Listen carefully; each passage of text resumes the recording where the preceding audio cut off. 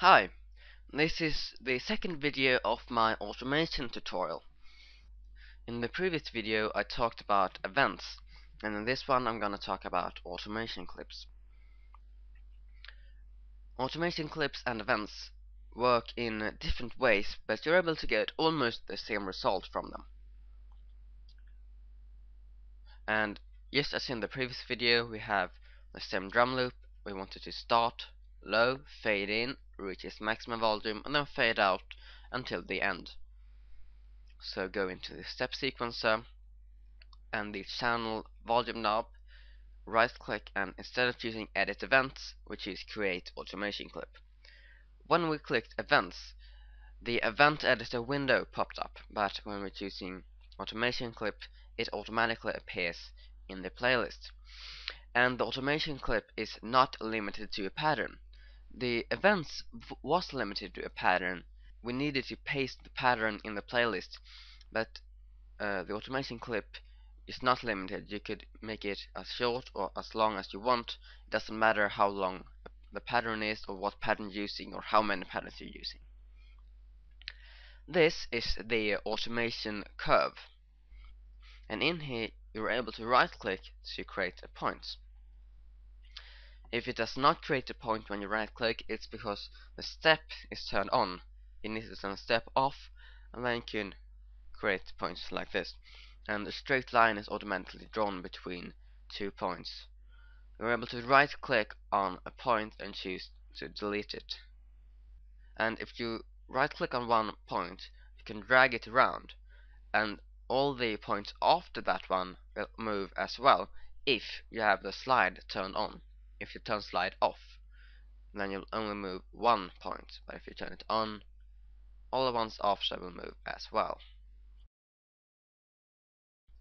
And you can see that on each line there is this little circle. If you left click and drag it, you're able to change how the curve bends. If you wanted to fade in quickly or fade in slow. And if you right click on a point, you can choose some other alternatives here. This is called single curve, but you can also choose double curve. Then it acts like this. And you could choose stairs if you wanted to fade in steps like this, or smooth stairs like this. If you want to create an LFO pattern, you can choose pulse to create a square LFO, or wave to create a sine or a triangle LFO. Most of the time you'll only need to use single curve, double curve, and hold. Hold is quite useful if you wanted to fade in immediately instead of slowly like this. You can choose hold like that. Yes, so we wanted it to start at low volume, and then here start to fade in, and then fading kind of quickly there.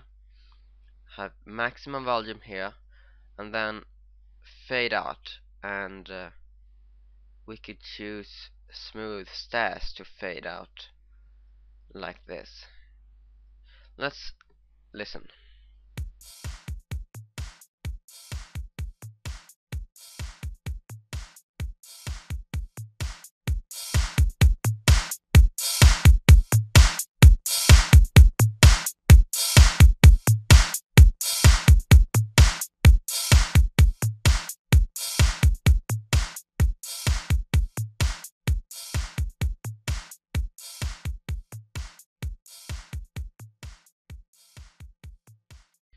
Yes, so now you know the basics of automation clips, and you know how to create one and how to edit the automation curve. But there are some other things I would like to show you before I'll end the video. One thing is that in Apple 9.5 and later versions, you're able to right click on a point and choose to copy a value, and they can paste that value on any other parameter. Or you can move a parameter, copy the value, and then paste it into the automation clip. And this can be quite useful sometimes. One last thing. If you want two parameters to move in exactly the same way, there are a few different methods you can use to do that. For example, if you want two sounds to fade in simultaneously. Uh, let's say I want these two knobs to move in the same way. I could right click on the other parameter and then paste this one over the other automation clip and try to make the same pattern here, but that is kinda hard, and there are much easier ways to do it. One way would be to choose automation clips from this list, click on the first automation clip, go into the menu, articulator, copy state. Then I'll close this, open up the second one, go into the menu, articulator, paste state. And now we've copied this automation data into this automation clip. So now you see it's the same pattern. But there is an even easier way to do this. And for that method you can use one automation clip to control two parameters. So I can delete this second one here. I wanted these two knobs to move in the same pattern, and right now this automation clip is controlling this knob only.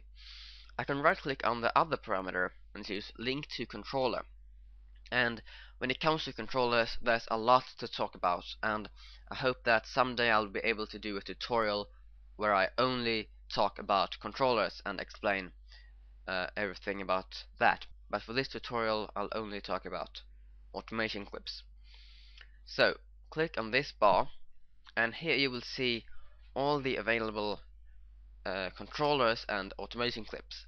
But right now I only have one, so choose that automation clip and make sure this knob is turned off, and click accept. Now when I play this automation clip will control both these knobs. Now watch as I play. When the curve fades in, both knobs will fade in, because both are linked to the same automation clip. And that is all I will show you on automation clips. I hope you really appreciated this tutorial. If you didn't know how to use automation clips before, I hope this tutorial helped you. And you could choose if you like events or automation clips better. Please watch both my tutorials if you haven't already. And please subscribe to my channel. I'm most likely going to do more tutorials like this in the future. And make sure to comment and thumbs up as well. And if there's anything you would like me to do a tutorial about, please leave a tutorial request in the comment section below. And yeah, that's it. That's all from me. Bye.